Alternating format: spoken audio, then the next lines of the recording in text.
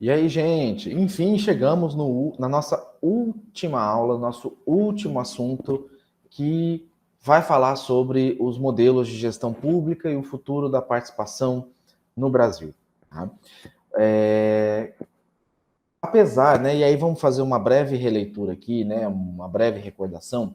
Então, apesar das gestões petistas terem dado ênfase à participação social na gestão pública, lá no início, né, no surgimento, no período pré-constituição, o tema da reforma da administração pública não teve destaque nesse governo do PT, né, na época do governo Lula e Dilma, bem como tinha tido na época do governo FHC, né, o Fernando Henrique Cardoso. Nas últimas décadas, nós acabamos vivenciando a existência de dois projetos políticos em desenvolvimento e disputa. Né?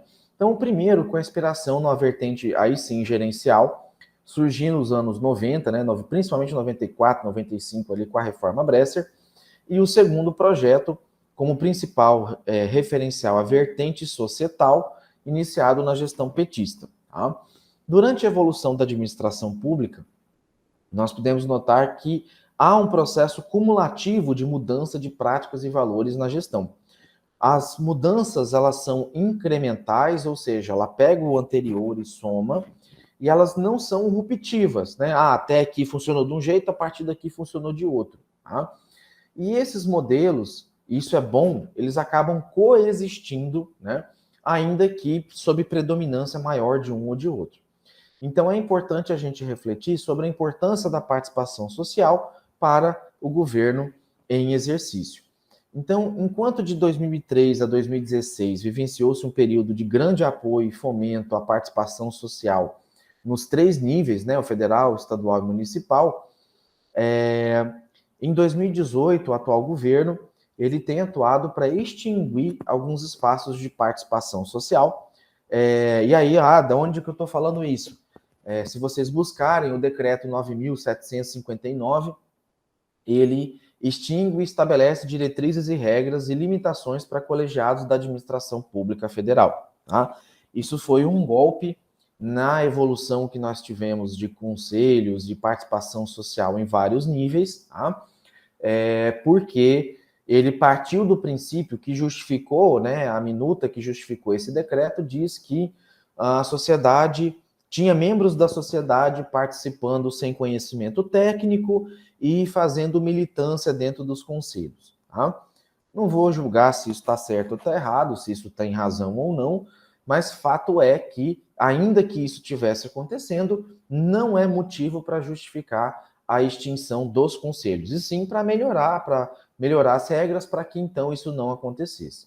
Então, o ministro da Casa Civil, na época, ele explicou que o decreto tinha como objetivo diminuir de 700 para menos de 50 o número de conselhos, comitês, comissões, grupos, juntas, equipes, mesas, fóruns e outras denominações dadas a colegiados que não tenham sido criados por lei. Tá?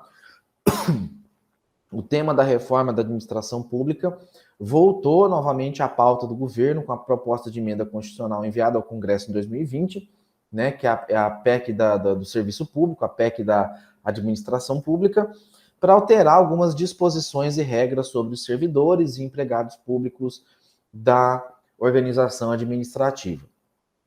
Essa proposta que foi enviada, ela utiliza o termo nova administração pública, embora trate das mudanças nas relações de trabalho dos profissionais do setor público, e não exatamente uma reforma administrativa.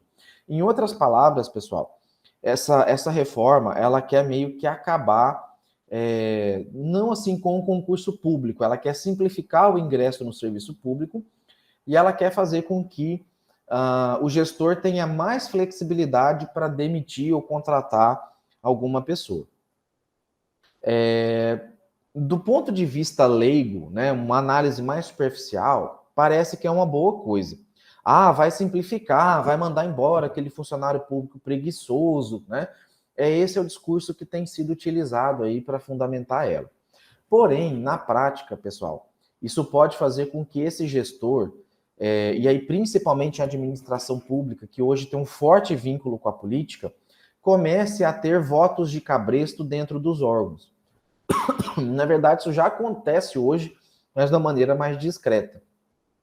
E pode fazer com que, da forma como está proposto nesse projeto, não sei se vocês já tiveram acesso a ele, mas eu posso, né, ser um candidato de direita num gestor de esquerda e ele falar que eu sou um péssimo trabalhador, né? Ou o contrário, eu sou de esquerda, meu chefe é de direita e ele começa a pegar no meu pé, avaliar o meu trabalho por ideologia política, né? Então, esse é o grande problema. É muito difícil você chegar numa regra, num critério que avalie corretamente o que é o bom ou o mau desempenho de um serviço público, né? Às vezes ele cumpre o horário, porém ele não faz nada dentro do horário de serviço. Outras vezes ele trabalha totalmente fora do horário, né? Ele não cumpre o horário, mas ele entrega todas as metas, todos os serviços que são passados para ele. Então, na administração privada, a questão da carga horária, ela é só uma referência para a questão salarial. O que a gestão privada tem feito é trabalhar por desempenho. Você acabou seu serviço mais cedo, você adiantou, fez bem feito, vai embora, né? Vai descansar, vai pegar uma folga, né? Se você não mexe com atendimento ao público, então, né, tá liberado. O problema é você criar indicadores de desempenho para todos os cargos e funções na administração pública, né? E além de criar, você revisar, atualizar, porque o cargo vai evoluindo ao longo do tempo, né? A tecnologia vai fazendo ele evoluir, e isso pode ampliar ou reduzir a capacidade do cargo. Então, mais uma vez, a principal motivação para a reforma é a necessidade de redução de gasto com o funcionalismo público e não a administração pública como um todo, né? Então, nessa nova proposta de administração pública, ela possui 3 bases, ou um tripé, né? A justiça social, que visa liberar recursos para setores essenciais como saúde, segurança e educação. Ela tem como propósito aumentar a produtividade do país, né? Então,